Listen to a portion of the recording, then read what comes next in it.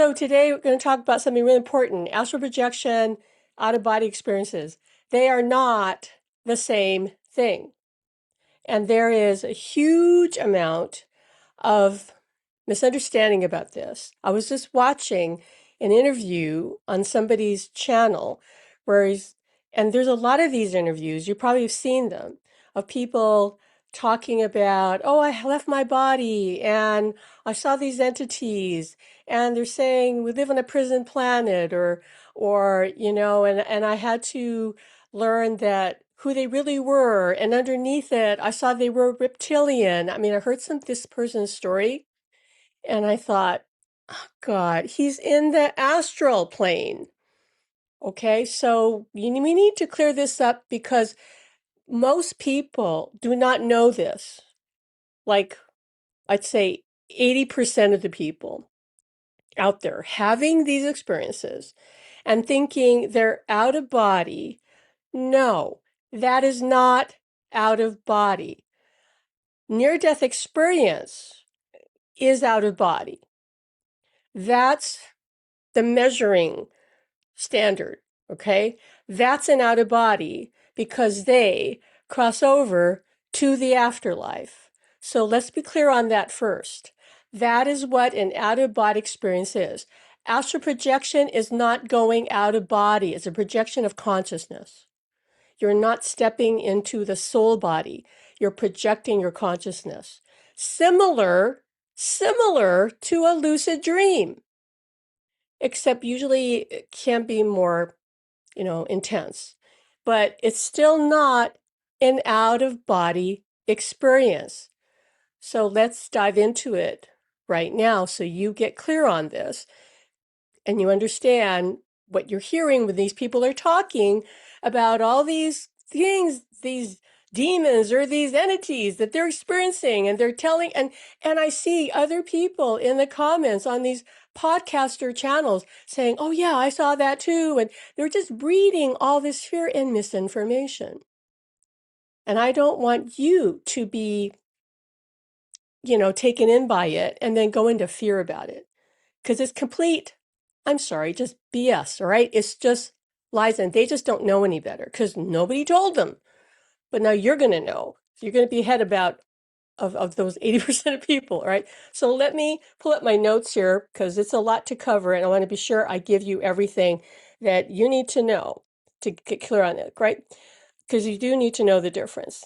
Most people use the word, I'm going to just take off my glasses here, use the word astral to describe any experience of consciousness leaving the body. But the astral and a true out-of-body experience, or OBE, are not the same thing, as I just said. Understanding the difference really matters because it changes how you interpret what and who you're actually encountering when you travel beyond the physical, when you use your consciousness to travel, right? So let's define what the astral really is. The astral is not a single place or location. It is definitely not the afterlife. It's a realm of dimensional spaces that are shaped by thought forms. Yes, thought forms. And you're probably thinking, well, how can that be? Because I see these beings. We're going to dive into this, right? And while your own beliefs and creations shape a large part of the astral, what you experience on the astral, it isn't limited to only your own personal content, your personal thoughts and beliefs. Because here's the thing that people don't understand. Every thought that anyone, not just you, but anyone, including groups of people, any thought that anyone has ever thought exists forevermore. Once something is created, your thought is created, it exists eternally. Don't worry about it. It doesn't have to affect you on an ongoing basis unless you keep thinking the thought, because if you withdraw your attention from the thought, it just isn't active in your field, right? But predominant thoughts and beliefs, they are in your field, right? So, because thoughts can take form. They can even become entities that seem real. Yes, real to you in that experience. You'll swear they're real, but they're actually without a soul. They basically have been conjured. That is how powerful we are. You just don't believe it or don't want to accept it, but you are.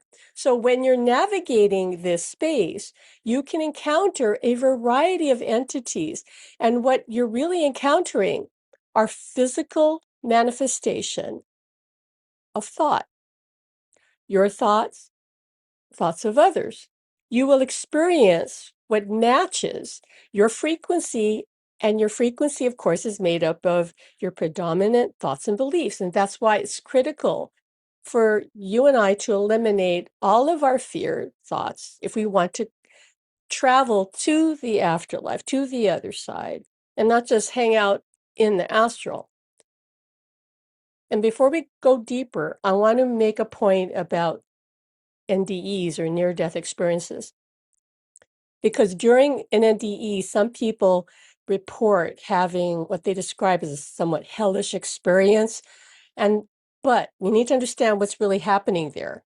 It's going on because they hold fear and or negative beliefs, which they must travel through, right? Because they're going through their field.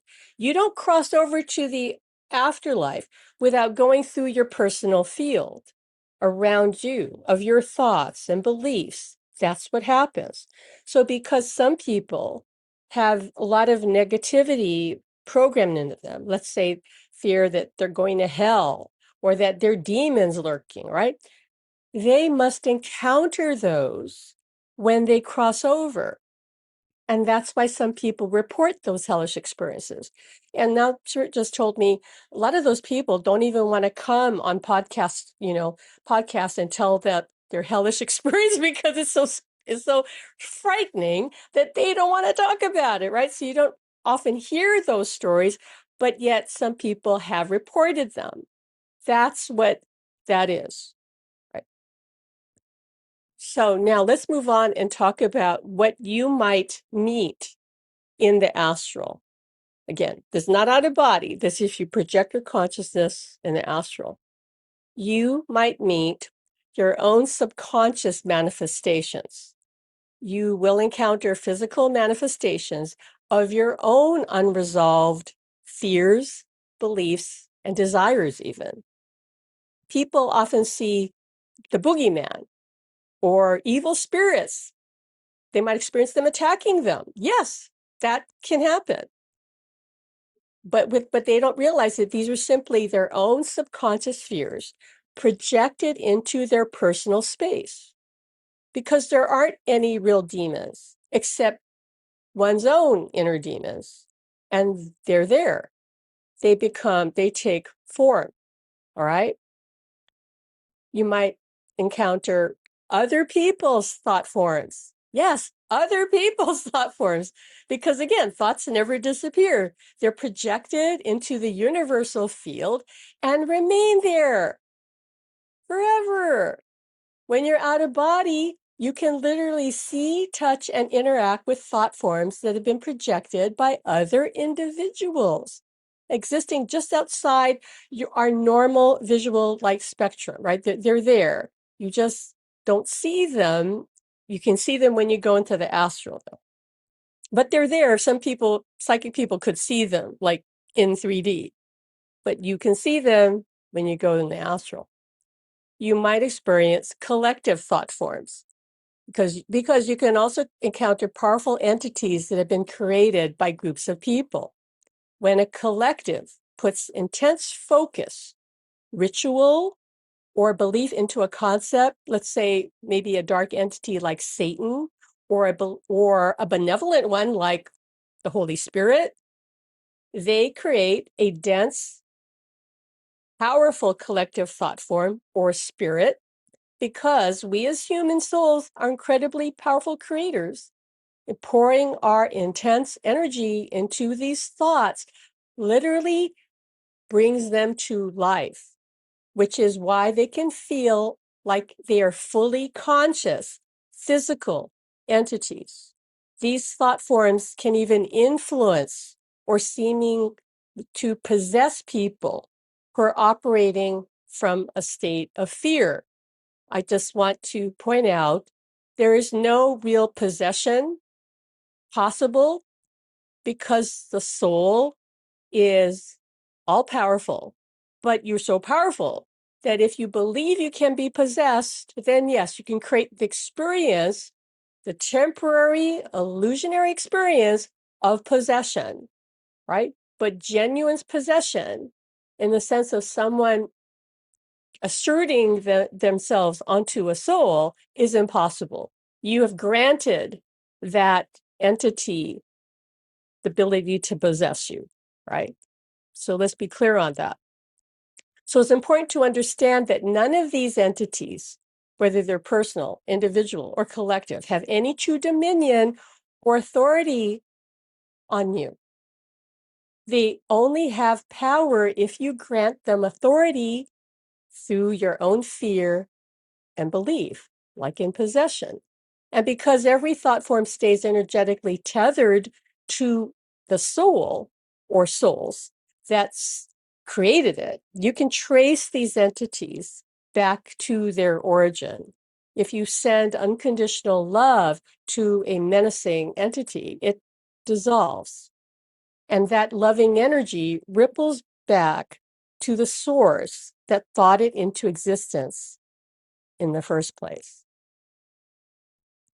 So now let's talk about the difference between an astral versus a true out-of-body experience. You can tell the difference between whether you're in an astral state and a true out-of-body or afterlife state by evaluating three things: your level of consciousness, the physical density of your surroundings, and the nature of what or who you're interacting with. So first, let's talk about the level of your consciousness. In an astral or lucid dream, your awareness fades in and out. You're not fully 100% conscious, right? You're operating at roughly anywhere between 50 to 70% of your consciousness. Whereas in a true out-of-body afterlife experience, you are 100% conscious and fully aware. Your personality, your thought processes, and awareness remain exactly as they are in waking life. There's no fading, there's no haziness. It's crystal clear. Number two, physical density and realness. In an astral lucid dream, the environment you experience feels fuzzy, maybe misty or dreamlike. Whereas in a true out-of-body afterlife experience, that experience feels hyper real.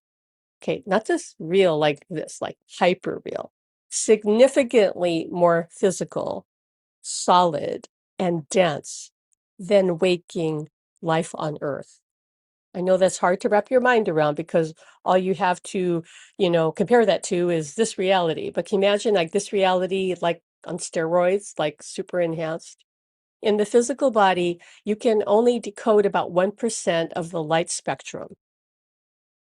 Whereas once the soul fully separates, you access 100% of it. Not only that, you have, because you step into your soul body, you have access to all of your energy. Whereas when you're in a body in this reality, most people have a scanty access to all of their energy. Depends on your level of consciousness. Depends on your whether you have a lot of limiting beliefs or fear, right? If you clear that out, you can have more access, and that's the goal of spiritual development, is to have full access as if you were on the other side, because that's possible. That's what humanity is evolving to, having full access to all of their source energy, knowing who they truly are, and being fully awake and embodied as a soul while in a body. But that's for another discussion, right? So in this out-of-body afterlife experience, touching another person or an entity or object feels undeniably solid, more tactile than touching a human hand in the physical world.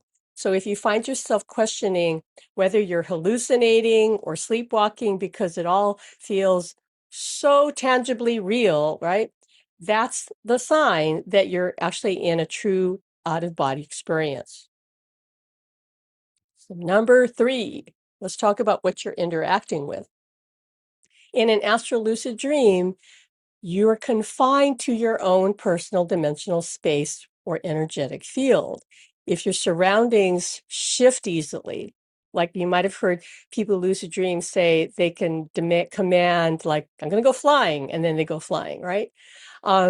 That's a lucid dream. That's the astral. You'll know you've reached this state if you can, I'm sorry, if your surroundings shift easily or are clearly manifestations of your own subconscious fear, your subconscious fears, pleasures, or unsolidified time potentials, that means you're in the astral, right? Now, but I want to make clear here, because some people would say, so I'm in a lucid dream, and if I see my loved one, does that mean I'm creating them, right? Like I'm making that up?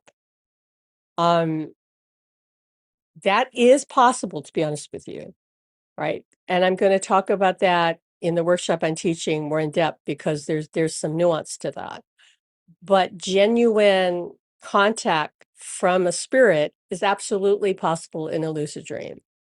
However, it is also possible that it is your memory. Right. But again, I'm going to unpack that more in the workshop that I'm going to teach because there's a lot more to it and there's things you need to learn about how can I tell. But I would suggest to people if they're concerned about it I just want you to assume that that is your loved one because it's not going to be possible for most people to tell the difference, right? Now, in a true out-of-body afterlife experience, you step outside your personal field and you enter objective reality. You'll know you've reached this state if you can verify real-time events happening on Earth. Let me give you an example. Like you go out of body and you go and visit your friend who lives across the country. And maybe you even said, hey, I'm going to drop by, leave something on top of your refrigerator. I'm going to go see what it is, that kind of thing, right?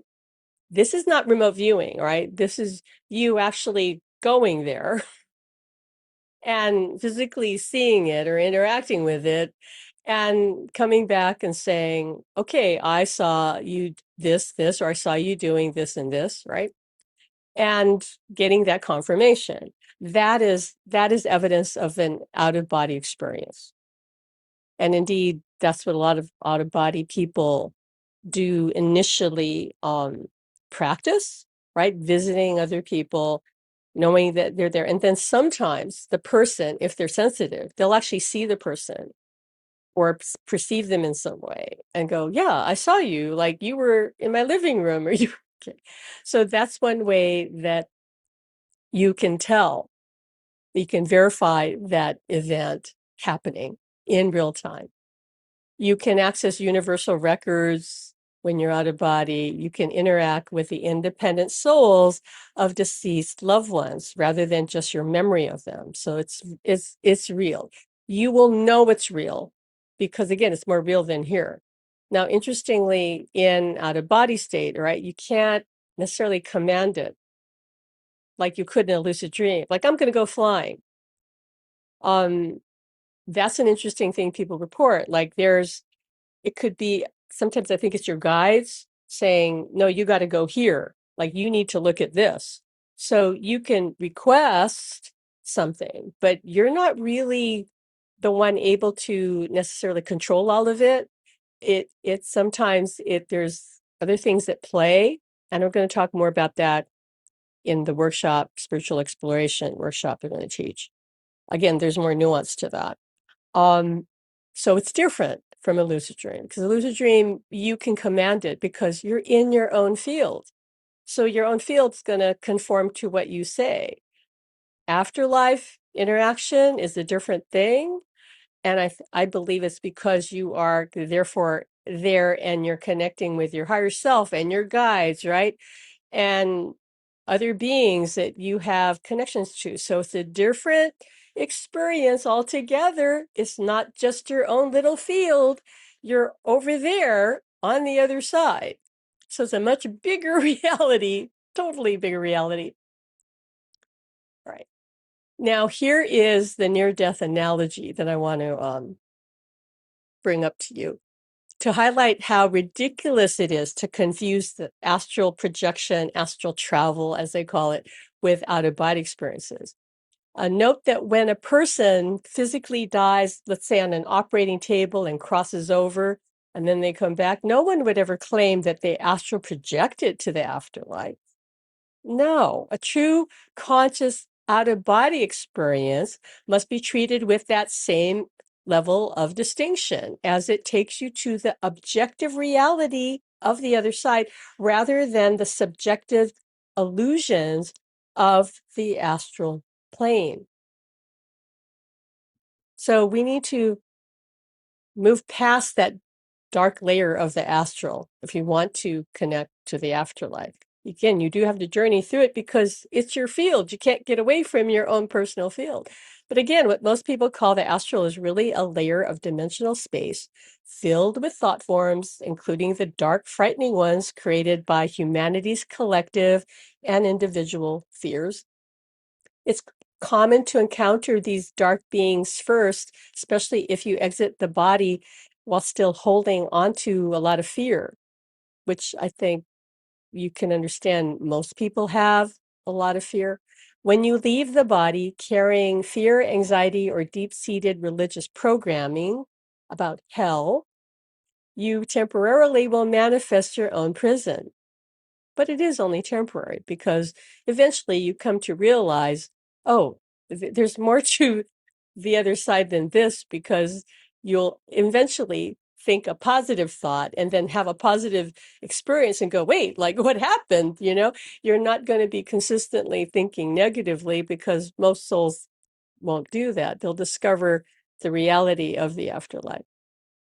But initially, you end up interacting with your own menacing thought forms or the negative thought forms of others, and then mistaking them for independent, powerful demons. But these dark entities are simply conscious thought forms, given life by human fear. They have no real authority or dominion over you, not as a soul, not as a limitless soul. They only have power over you if you believe they do. Okay, then you hand them your power. Remember, your belief creates your experience. You are God source in a physical body. Once you really get that, then you'll know no one and nothing has control over you unless you say it does. But that's the only time.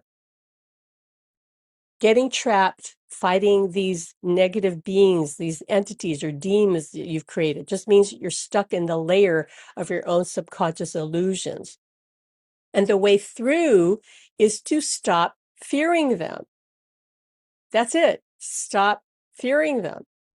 Out-of-body teacher Doris J. Wright, who spent years, caught in terrifying encounters with nefarious-looking entities whenever he tried to go out of body, he believed they could harm or kill his soul in those early days. That's what he feared. So he describes his own breakthrough coming the moment he became so exhausted by the fear that he simply let go of it entirely. And he dared the entities to just do their worst. He basically said to them, go ahead and kill me already. Like he didn't care. He got to the point where he didn't care if he died. And then he discovered that his soul was untouchable. Because the moment his fear dissolved, then the entities vanished like smoke, like they're just gone. But he and other students of his initially had to break through those fears, and some of them would encounter negative entities. But because they knew his story and the truth, that you're only encountering yourself, like there's nothing really to fear. But that's the real threshold, because once fear is eliminated, you push past the subconscious thought forms of the astral and you enter the true reality of the afterlife. Just beyond that threshold is where the genuine doors of the construct open to you. There's many realms beyond this one, and you can start to explore them. That's not the astral. That's beyond it. There are objective higher realms, universal records. Darius calls it the halls of Amente, and genuine reunions, full-fledged, physical, right, with past loved ones, rather than illusions that were built from your own unresolved fears and mere memories. Those are all available to you, but only through an out-of-body experience. Right. So I hope that sets the record straight for you, that you understand it's a profound difference. And maybe you can also understand why there's so much misunderstanding about it, because it's much more easier for people to have astral experiences. That's easy. And it happens. And then they have these encounters and they think, oh, this is all there is. Like, this is the other side. No, it's not. It's just your own field. Um, and I've met lots of people who've had those kind of horrific experiences and believed that they were on the other side. No, that's, in a sense, your side. Your outer side, right? Like, it's not the other side, it's not the afterlife, it's your reality, right? So just take that in and understand that it is absolutely possible to go to the afterlife, not stay, because you can't stay there if you have without, dropping your body, but your consciousness can travel. You can leave your body. You won't physically die, but your consciousness can exit your body, step into your soul body, which is more physical than this body, and you become again 100% aware. And the benefit of doing that, because you might ask, well, that sounds amazing, but it also sounds like I'm going to have to get rid of my fear. Sounds like I'm going to have to kind of practice this. Like, how hard or is it to do? It does take practice. And yes, you do have to kind of work through, eliminate your fears. But the benefit of it is, again, it's a controlled near-death experience. So as you may know from hearing people who've had NDEs share the positive changes that happen to them, right? That they accessed all their intuitive abilities.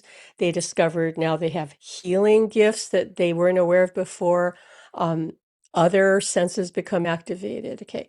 What's happening when you go to the afterlife is you are remembering who you really are, because you're kind of crossing the veil and reclaiming, in a very real sense, your true identity. Because when you incarnate into this reality, you have to let go of that. Darius J. Wright talks about crossing the waters. He says the soul has to cross through what he describes as these waters, where your your memories of who you are, where you came from, your real home on the other side, they bleed out through these waters. And so when you are born into a body, you don't remember. But when you exit your body and you go back, as your consciousness goes back, you pass through those waters in a sense. So then you start remembering. And that's why those abilities wake up. And you're profoundly changed. I had sort of near-death experience. One near-death experiencer told me it was the NDE without dying. There's somebody else said it was a spiritual transformative experience. Either way, I was changed by having this experience of the other side, but it wasn't an out-of-body experience. I had that later, after I had my awakening, when I was literally just put my head on the pillow. But I've been upset with my guides because I felt like they'd not, it wasn't their fault, but I felt that I'd followed my intuition and I'd been emotionally hurt because whatever I thought was true wasn't true. And hey, that can happen when you're first, awakening, right? You're not going to be 100%. But I just was being a brat and I just got mad at them and I said, all this new age mumbo jumbo I'm out of here. Like, that's it for me. I'm done, right? And so as soon as I put my head on the pillow that night, I felt myself lifting out of my body. And I got so excited, I dropped back in again. But I was smart enough to realize, wait, let me try again. So I just relaxed and I lifted out. I felt myself lift out. And I floated down the hallway of my house from my bedroom and went to the living room, saw my cat below me, and he meowed at me. I know he saw me. He just looked at me kind of funny. And then I floated out the front door, went up the rooftop, and then I don't remember what happened after that. Last thing I remember thinking was I'd go visit this friend of mine, but I don't know if I ever got there. But I do remember coming back into my body and waking up and realizing, all right, I can't quit this. This is real. I need to understand what this is. So I know for a fact that even that kind of short glimpse of it, right, changes people because you realize you are not a body. You experience being a spirit, and that forever alters your frame of reference, right? Um, since that time, I've was partially able to exit my body, but then came back. The most recent was last night, where I felt my body shaking, and because I was practicing, and felt these tingles, and it was very intense. It was kind of a little scary, to be honest with you. And I felt I was kind of coming out, and then I just came back. It was like I couldn't take it. It was too intense. But that by itself is progress. This is important for anyone to understand who's trying to leave their body, is every time you practice, you're making progress. Anything you experience is progress. You're breaking through, right? So not to necessarily think that you have to completely exit to say, yay, I did it. Of course, that's something to celebrate. But even a partial exit or just feeling the energy and knowing that you're about to come out, that is still huge and should be celebrated. So the reason to go out of body is that, in my opinion, is the ultimate way to spiritually evolve, because you're reclaiming your full identity and you're reclaiming all of your spiritual gifts. Maybe not instantly, but can you imagine being able to deliberately, consciously, on a controlled manner, leave whenever you want to? Not every day, because that's not, I'm going to talk about that in the workshop. You don't want to do this every day, and there's certain conditions and things you need to be aware of. But can you imagine, I don't know, being able to go out of body twice a month or something, right? That's going to change your life completely. That can even heal you physically. Yes, people have healed themselves of all kinds of things, from diabetes, cancer, what was the other thing? Addiction, like on and on. The list goes on and on, because you're reclaiming all of your energy, becoming who you truly are. All right. So take it or leave it, not trying to sell you on the afterlife, but but I just want you to just remember what you've heard other near-death experiences talk about, and the profound changes they experience, that is accessible to you and me, right? And yeah, it takes persistence, it takes practice. You need to know what to do and what not to do. You need to know the pitfalls, because there are many, but it can be done. And here's the thing that I think is really worth getting excited about. The more people who are going out of body, that means it makes it easier for more of us to do the same. So I predict that in time, not right away, but in time, it'll be very common. Like people will go, oh yeah, I went out of body and I had the experience, right? It'll be, Alan says, it'll be as common as people meditating, because they'll just go easy. Because when that happens, right, when people are practicing something, they make it easier for other people to tap in and do the same. It's called a morphogenic field. That field draws people in. It's like you can do it because other people do it. The first person who did it had a difficult time because other people were like, what the hell is that? Didn't believe in it. It was very confusing, right? But then as more people became proficient at it, understood it, and brought other people into it, then all that gets more stabilized and it's more accessible to the masses. So I believe, yeah, in time, it'll be like taken for granted. Like, oh yeah, I left my body and I saw you. I went to visit you when I was out of body. And or you make it a visit, an appointment to visit each other, right? That kind of thing. That's very possible. People kind of doing that now. So if you want to learn this, I'm going to share things I've never shared before in the workshop. And probably this is the first time I'm saying this. I have some of my students who've signed up already here. I am 90% sure that this right now, this program is in this pop-up school group. I'm pretty sure I'm going to make that group permanent. Like, in other words, you're going to have, the students will have lifetime access to it. I understand the importance of community and having support and having the ability to share your experiences with other people. I realize that's really critical to mastering, especially this out of body experiences. So I'm going to make that group like open permanently for those students, right? And any new students that I teach later. So yeah, I'm feeling very strongly about that. And probably we'll have some follow-up sessions with these students that come into the teaching, the program.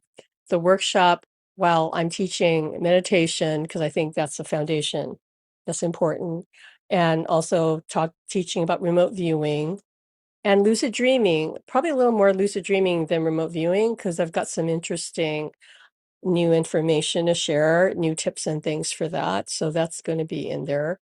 And then out of body experiences. The reason I'm covering meditation, remote viewing, and lucid dreaming is because some people find it easier to go out of body through a lucid dream. And that's why I have some new information about how to do that, how to go out of body through a lucid dream that I want to share in that workshop. So I'm sharing all of those things because you can definitely awaken your abilities through meditation alone, for sure. And you can also through practicing remote viewing. But I'm not diving deep into like teaching remote viewing. That's a huge subject by itself. Lucid dreaming is a little easier in a sense to give you the basics and some new information I have. The out of body experience part, though, that's more the core of this workshop, and we'll continue to build on that and support everyone to master it. I believe now that it's going to be easier for many of you to go out of body. Um, it it just feels that way, and a lot of it comes down to you just believing it. So those of you who took our Power of Affirmation course, which I'll probably put in this workshop for anyone who didn't take it, if you just, and we'll go over it in the workshop again, but if you just believe and know and expect that you're going to go out of body, you will go out of body. I promise you that. It's just you having that firmness of belief and expectation, and it's has to happen. The universe has to bow to you because you're a limitless soul. So don't worry if you don't fully believe that. We in the workshop will get you to that state where you know who you really are, and you can declare, I am exiting my body. And guess what? Your body will listen. It will listen and obey. Like, okay, we're going on a body because that's just how it is because you say so.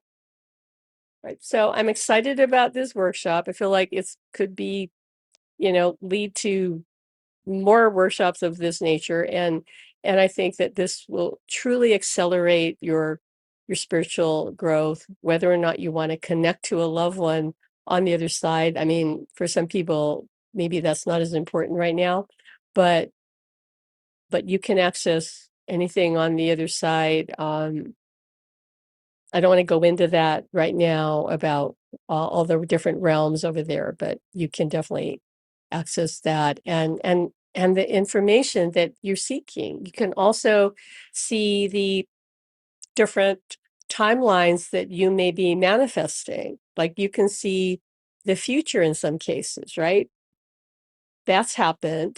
I've seen that. I won't say who, seeing someone in a situation in working in some field where they were in danger, and then I not knowing who the person was, and then describing the scene, and then identifying the person who it relates to, said, oh yeah, I think that's me. And so this was a warning they were given. So yeah, you can see those things. So not all the time, but when out of body, you can sometimes see different timelines that are strongly activated, and you can take steps like what happened in this case I'm describing. Okay. But if that sounds too mundane to you, then by all means, like, forget it. Forget it.